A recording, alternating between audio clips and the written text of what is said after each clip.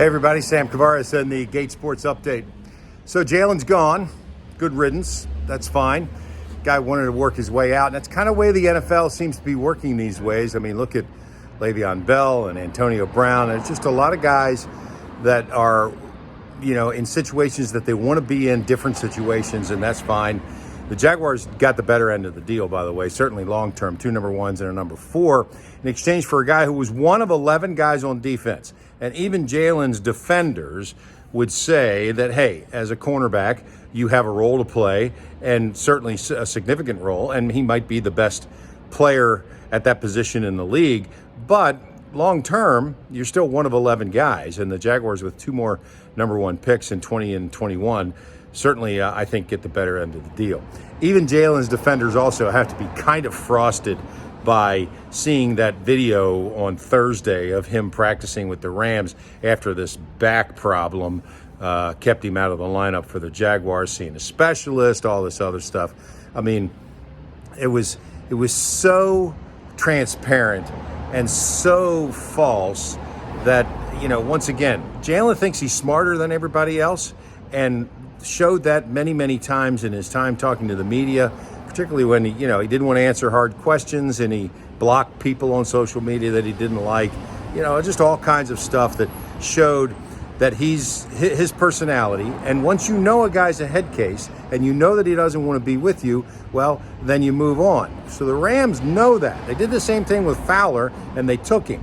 So Fowler ends up going there, and this year so far, Dante Fowler, former first-round pick of the Jaguars, has more penalties than sacks. So who knows long-term what will happen there, but isn't it interesting that 3 of the Jaguars' first-round picks, Blake Bortles, Fowler, and now Ramsey, are with the Rams. And Jaguars, by the way, have the same number of first-round picks on their roster as the Rams do. Strange league, right? Jaguars this week have an opportunity against a winless Cincinnati team on the road. That's a game that, you want to go in there and win as an AFC opponent. And then the Jets next week, and then off to London, and then the bye. If they're learning how to win, and that's the subject of this week's article in the Times-Union. How do you learn how to win as a professional athlete? If they're learning how to win, then this is the time to take those first 6 weeks and put them into play, as the Jaguars certainly could do well with a little winning streak here going into the bye against some teams, and particularly in London, because Houston's never played in London, how they could turn up after the bye, and then you got the Nick Foles, Gardner Minshew situation that you've got to play with. So big weekend in the SEC as well, and a big weekend for the Florida Gators. We'll see what happens in the SEC East, but right now everybody controls their own destiny after Georgia's loss, and we'll talk more on that as we get closer to Georgia-Florida, which comes up on November 2nd. Baseball's been great.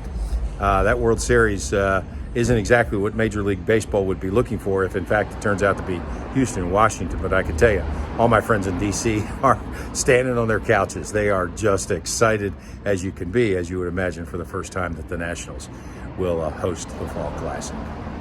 I'm Sam Kavaris, and that's the Gate Sports Update. Don't forget, Gate is owned by local folks, started by local folks.